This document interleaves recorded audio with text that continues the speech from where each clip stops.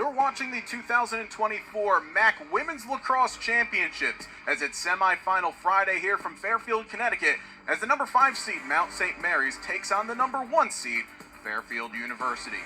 How we got here to today? Well, there were a couple of quarterfinal games last weekend where the Mount knocked off Iona on the road to take on Fairfield. Meanwhile, Niagara, who we will see later on today, will face off against Siena, who beat Canisius to get to this day. Welcome you inside Rafferty Stadium, everybody, alongside the former All-American Brindley Anderson. I'm JJ Duke, and how we're going to be looking at this one. These are two offenses that are high octane. The Mount love to play tight games against the best, and they truly fear no one. This Mount St. Mary's team played Fairfield the closest out of any MAAC opponent. Fairfield able to come away with that 11-10 win in early April, and head coach Lauren Skelchak says these Mountaineers believe that they can play with anybody. Oh, they most certainly can. As we take a look now at some of the highlights from their quarterfinal victory against Iona. Fairfield, what a 2024 it has been, but it's really started all the way back in 2018. The Stags are now on a 5 consecutive MAAC tournament championship winning streak. And right now, when they enter in this version of the postseason, they're 15-1 overall. They're 9-0 in the MAAC. Their only loss came back in early February against Holy Cross, and they feel like no one can beat them. This Fairfield team having success in the MAAC, as we mentioned, going 9-0, that gives them this home field advantage where they're really good at Rafferty Stadium. And someone who's really good wherever she plays, Elizabeth Toledo, the MAAC Offensive Player of the Year, and what a year she had, leading the league in almost every offensive category. Toledo has been a consistent scorer all season long for the Stags attack, a dynamic threat on offense who can score in multiple ways.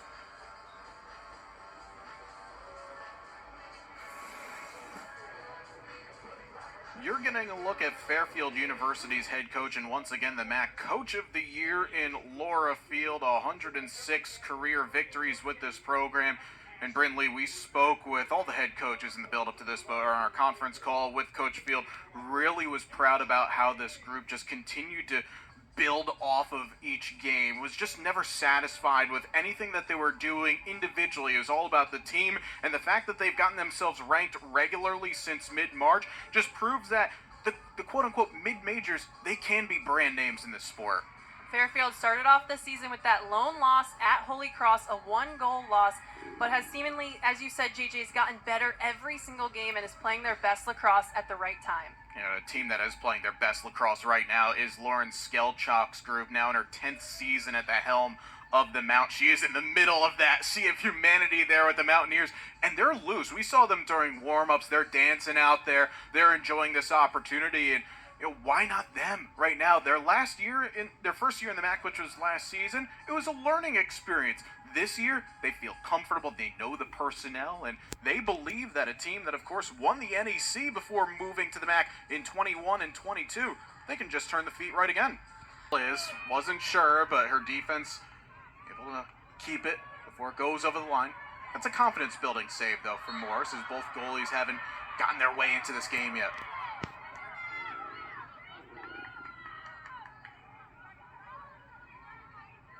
Fairfield, these last couple of possessions, haven't really got a clean look on cage.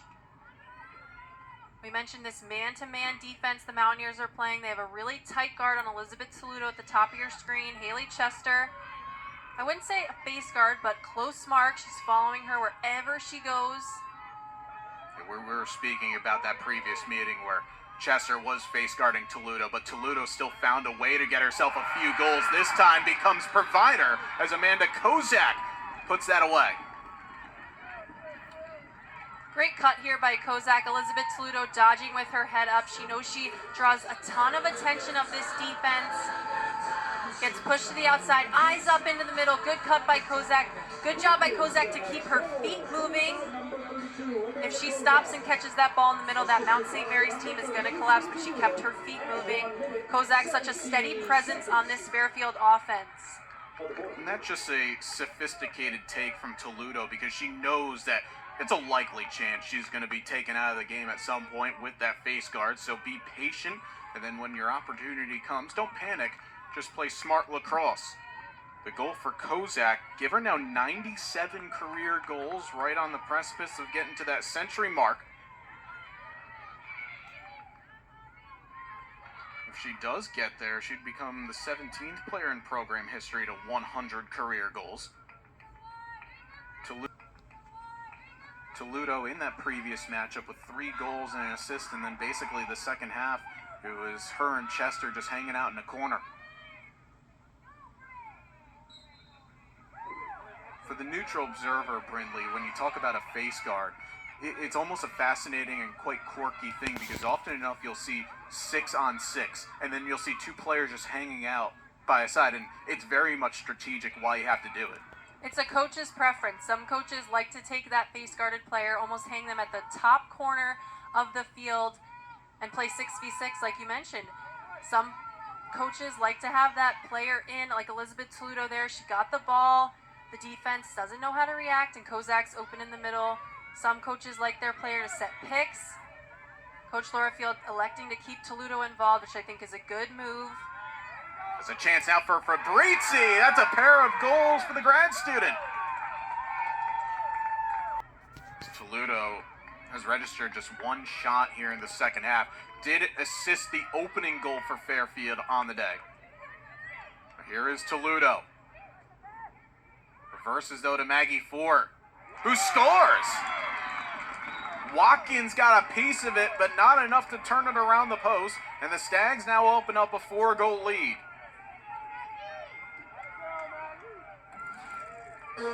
Toledo finding Maggie Ford. She puts her stick nice and high in the middle, catches it. No Mountaineers players go to her.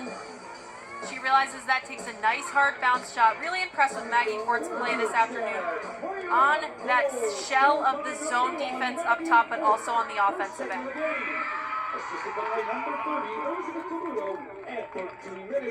Funny enough, Fairfield Athletics had their student athlete award banquet earlier this weekend, and Director of Sports Performance Mike Harris actually had a new award, the Steel Stag Award. And you know what who got the awards, the prize? I don't know. Bag of protein. If you're hitting the gym hard, you get the protein. So it's a worthy prize. So maybe some of the athletes in the women's lacrosse team trying to get themselves an early stock for that 2025 Steel Stag Award. When I saw the bags of protein earlier this week, I was like, are we a little low here?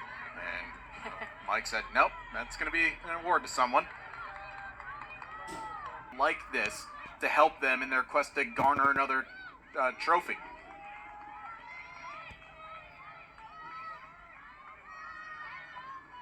On the same side, though, now we look to Fairfield. Arguably, you could say this was not their best showing.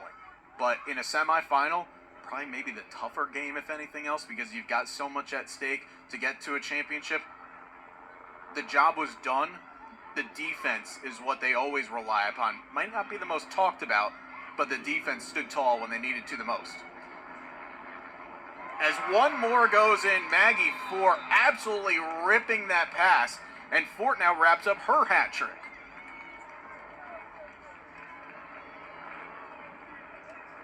For a player we see do a lot of work on the defensive end and between the 30s, getting into the scoring column today with 3 goals. Just a good hard shot. Toledo again getting in on the assist. We haven't seen her do her usual on the scoring end, but she's been able to be a facilitator, and other players like Ford and Harrell have stepped up. That's the most assists that Toledo's ever had in her career in a single season, with now 23 helpers. But that's the thing, right? They found a way to adapt. Their defense had to stop giving up the 8 meters. They did that. Their offense were getting held a little bit in check at times. They found different avenues to score goals.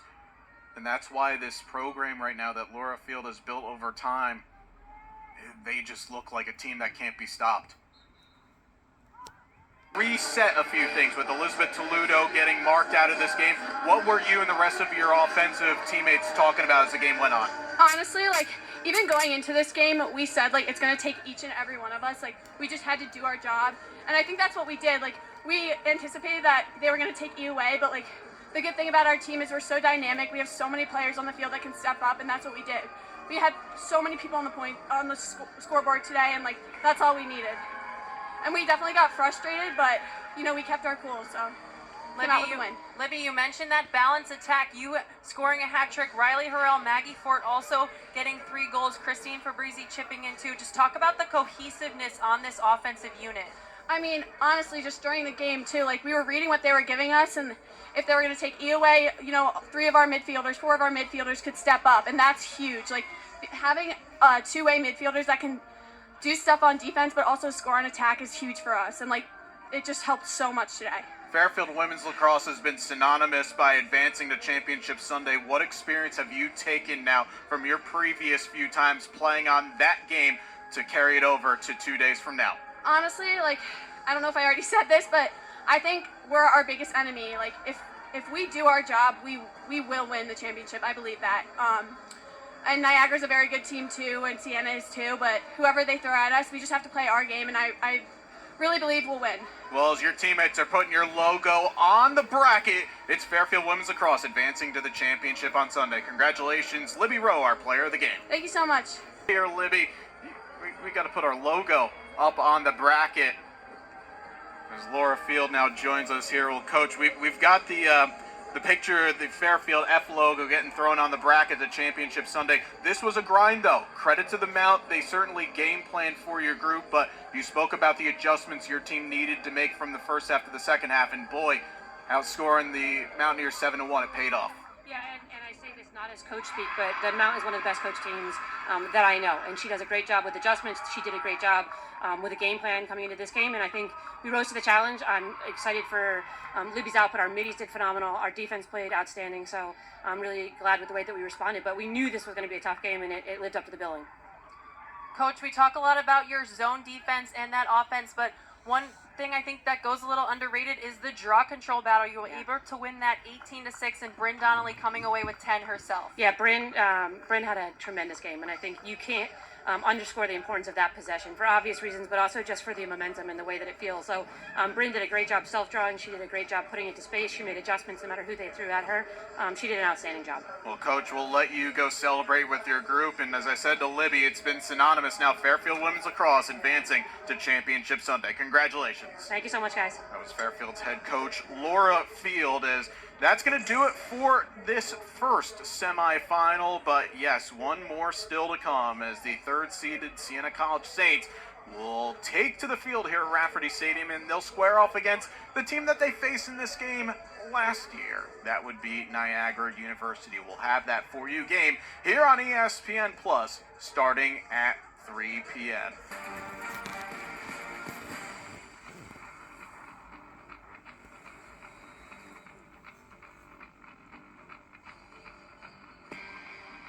You're watching the 2024 MAAC Women's Lacrosse Championship game.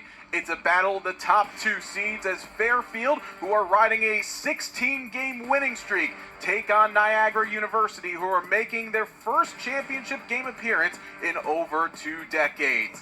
Take a look at the bracket to how we got here to Championship Sunday. Both of the games were tight at various stages. Fairfield eventually powered through in the second half against the Mount. Meanwhile, Niagara needed a late winner from Andrew Savage to punch their ticket to Championship Sunday. We welcome you inside Rafferty Stadium alongside the former All-American Brinley Anderson. I'm JJ Duke, and yeah, going through that Friday, interesting how both of those games went about. Fairfield eventually got their offense going, but boy, the Siena defense really locked down the Niagara's outstanding attackers. We've got the top 2 seeds, but both teams, as you mentioned, took different paths to get here in that semifinal round. Niagara needed that late goal from Andrew Savage and a defensive stop to secure the win. Fairfield, 1 goal allowed in that second half, and Libby Rowe and that offense really took off. Let's take a look now at some of the highlights from Friday's action. Is Fair someone that you yourself played at that defensive midfield spot, so important to clear that area to make sure that the goalie has the best sight lines possible, and that's exactly what the Niagara defense are doing, which, by the way, we talk so much about how good their offense is, but their defense has been solid over the course of this season, 4th in the MAAC at holding their opponents to 10.5 goals per game. And this conference has gotten really good in the last couple of years with some high-powered offenses. Siena has always been up there. Iona, they've been a team that's been on the rise this season under Lauren Kahn. Mount St. Mary's put up 17 in the quarterfinals. So there's a lot of good scoring teams in this league. So if you're keeping teams under 11, you've done your job. As Toledo now dodging off to her right and scores! It's the first goal of this MAAC championship for the grad student. Someone who actually came into her own against Niagara in the 2021 season with a hat trick in that game, and now finally hitting the back of the net. Libby Rowe throws this flip pass. Elizabeth Toledo just dodges hard to cage, her head down right through the middle. Niagara unable to close that slide, that double team. Toledo, as we mentioned, held off the board in terms of goals, was able to get involved with 3 assists, but good for Fairfield to get her going early on. And again, it's Libby Rowe initiating that offense and Toledo finishing. It's crazy when you talk about the 2 grad students on attack, Libby Rowe and Elizabeth Toledo. Rowe has played a dozen more games than Toledo, who hardly featured in the curtailed 2020 season and then the shortened 21 season up until the MAAC tournament. But it was when Fairfield played Niagara at this field, it was higher seeds hosting all the single elimination games. Toledo goes off for a hat trick in what was her 6th game of her career. And oh, by the way, Toledo in her career has just bagged nice and easy 158 goals in her career, which is 2nd most in Fairfield program history. Sometimes familiarity, Brindley, that brings the best out of you. Elizabeth Toledo and Libby Rowe play so well off of one another. They have different styles of how they approach an offense, but they complement each other really well. As we mentioned, experience plays a huge role come May. 2 grad students. In and amongst what is a very veteran roster. In fact, both of these teams have very experienced lineups. And Sarah Boucher, another one of those seniors, had to recollect things. Boucher trying to roll the crease, dodging to her left, got separation, good save by Roy. We've seen Sarah snapping a near 14.5-minute goalless drought with their last tally. Riley Harrell, I've seen this often enough where she will just have blinders and will go. But there were 4 Fairfield attackers screaming for the ball to reset, and Harrell eventually obliges. Harrell, though, has got an absolute cannon of a shot. If you sleep on her from even outside the 8-meter mark, she'll put them away.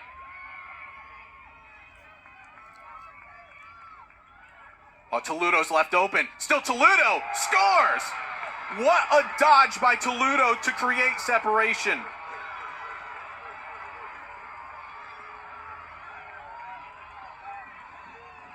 Great dodge here by Elizabeth Toledo from the behind the cage. You see this hitch fake up, gets both defenders and Jordan Roy to bite. Such a veteran move to use that fake to get into a better position in front of the cage and put it away.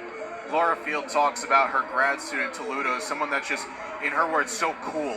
It doesn't matter about individual accolades. It doesn't matter about the situation. Her highs are never high, the lows are never low. She just wants to keep playing lacrosse, and for her, go 159, which is the 2nd most in program history. And you can hear the bench across the way screaming, E Toledo. Funny story about that, there's at one point 4 different Elizabeths on this Fairfield women's lacrosse roster. So 3 of them got the nicknames that they so desired. One was Ellie Greffenstedt, who was part of a couple of MAAC championship teams. Then you have Lee Myers on defense and Libby Rowe. Elizabeth Toledo likes to go by E, just can't give the 1-letter nickname on the broadcast, I'm sorry. But we can at least acknowledge it with the benches chanting.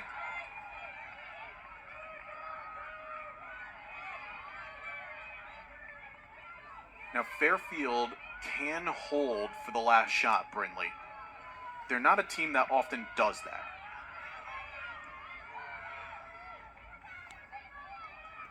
It's really interesting to see how they manage this possession here, because at worst you don't want to be trailing by any more than a pair. And Haggerty goes, now hands off to Rowe, has the one-on-one, Rowe scores! It's what she does in postseason play, Libby Rowe. Gotten a couple of goals during this run, and it's a 1-goal game. Fairfield running this weave up top with flip passes. The other players giving their offense so much room to work, and Libby Rowe just turns that corner with so much speed. She throws in a little hesitation and then turns on the jets to turn that corner. Again, coming around with that right stick up, paints the corner left. Super hard for Jordan Roy to read. Niagara started this quarter on a 5-goal run, 2 coming from Andra Savage for this sequence. And Niagara can hold for the last if they choose to, and Lois Garlow, who again has to look behind her shoulder to see the game clock. If you do that mental math, it's 4-second differential between the game and the shot clock. Fairfield go for the double. It's not going to work. Crane, separation, and scores! Iron score. Last possession likely now of this third quarter. It's a low draw off to Libby Rowe, who wins it. Now Fairfield, they can get it across here. They'll have the look for the final shot of this quarter. Rowe will keep going after the whistle. Toledo with 7 on the clock. Pass towards Kozak, who scores! With 4 seconds in the quarter, Amanda Kozak. Welcome to the MAAC championship game. This is all set up by Elizabeth Toledo. You see this feed puts the ball where Kozak is going. She keeps her feet moving. She's able to run onto that, and she catches with her right.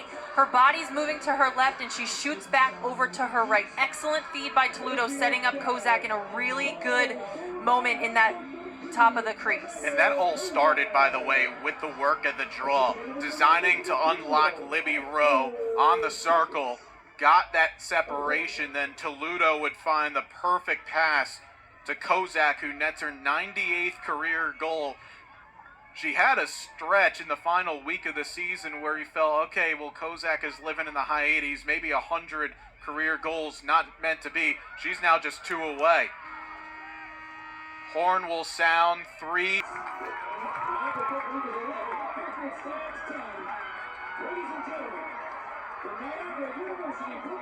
It's been a record-setting season for Wendy Stone, a team that hadn't been to this stage in over 20 years. They set a new program single-season wins record, besting the mark from a year ago. And look what it means to this Niagara team. Done is they've given the committee something to really chew on, because they've done everything that they could in non-conference play. They've taken on 4 teams and beaten 4 teams that got to their respective championship games. Does the committee award the overall base of what they've done this season to get an at-large bid? That's the question. Fairfield, this one gonna sting for head coach Laura Field and her group. But as you mentioned, a remarkable season. 2 ranked wins against UConn and Albany. Rachel Crane on the all-tournament team, along with Fairfield's Libby Rowe, Elizabeth Toledo, and Lindsay Barnes.